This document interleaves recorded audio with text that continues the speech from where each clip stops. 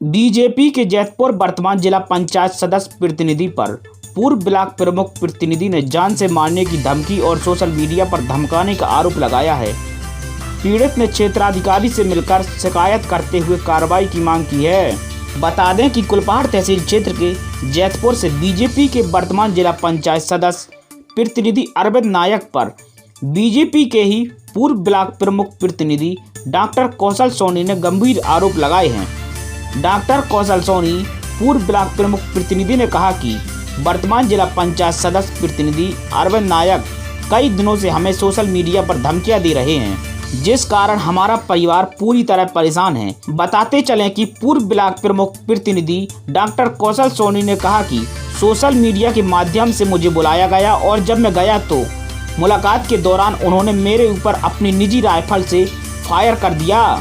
मैं किसी तरह बचकर वहां से भागा और कहा कि जिला पंचायत सदस्य प्रतिनिधि अरविंद नायक मेरी निजी जमीन पर जबरन पार्टनर बनाने का दबाव बना रहा है। पार्टनर न बनाने पर वह लगातार धमकियां दे रहा था और अब उसने मुझे जान से मारने का भी प्रयास किया है। हमारा पूरा परिवार दहशत में है। आज हमने मामले में क्षेत्राधिकारी से शिकायत कर कार्रवाई की मांग की है। यह पूरा मामला कुलपहाड़ तहसील क्षेत्र के जैतपुर का है। जिला पंचायत सदस्य प्रतिनिधि अरविंद नायक जी द्वारा 4 तारीख को लगभग 2 बजे या 1:30 बजे से सोशल मीडिया पर हमसे बहस कर रहा। हमने तो कभी कमेंट में डाले नहीं, उसके पहले के देख लीजिए, पूरा सोशल मीडिया है। उसके पहले वो एक चीज़ को 4 बार डालता है, जानबूझ के उस्काता है। तो हमने 5 दिन बाद हमने अपनी थोड़ा सा लिखा, तो उसके बाद फिर कमेंट शुरू हुए। उसने जवाब दिया, फिर हमने जवाब दिया, फिर उसने दिया, फिर हमने दिया। उसी माध्यम से उसकी मेरे पास स्क्रीनशॉट भी हैं अपना ब्लॉक जैतपुर ग्रुप से। तो वो सोशल मीडिया के माध्यम से मुझे बुला रहा कि आओ घर। तो हम घर पहुंच गए और जैसे ही घर पहुंचे राइफल लिए उसने 3-4 फायर किए। वो तो मैं बच गया, नहीं वो तो जान से मारने के उद्देश्य से मेरे ऊपर फायर किए उसने। तो अगर भीड़ ना और आती तो मुझे फिर भी बात में मार डालता जान से। सर आप पर आरोप लगते हैं बार बार कि ये अवैध कब्जों को लेकर के सर क्यों सर ऐसे आरोप सर आप पर बार बार लग रहे हैं? बार बार नहीं, सिर्फ अरविंद नायक ही लगाते हैं, वो भी झूठा निराधार। अब वो कह रहा है, कल की आप जो 4 तारीख की हम बात कर रहे हैं, वो कह रहा है उसी ग्रुप चैटिंग में कि तुमने भाजपा का प्रचार किया था, तुम्हारी क्या औकात थी, क्या मेरा कर लिया। और वो जानबूझ के मुझे बदनाम करने की साजिश से। अगर हमारी ज़मीन है तो हमें मिलेगी, नहीं है तो नहीं मिलेगी। ये भारतीय जनता पार्टी की सरकार है, कोई अवैध कब्जा कर ही नहीं सकता है।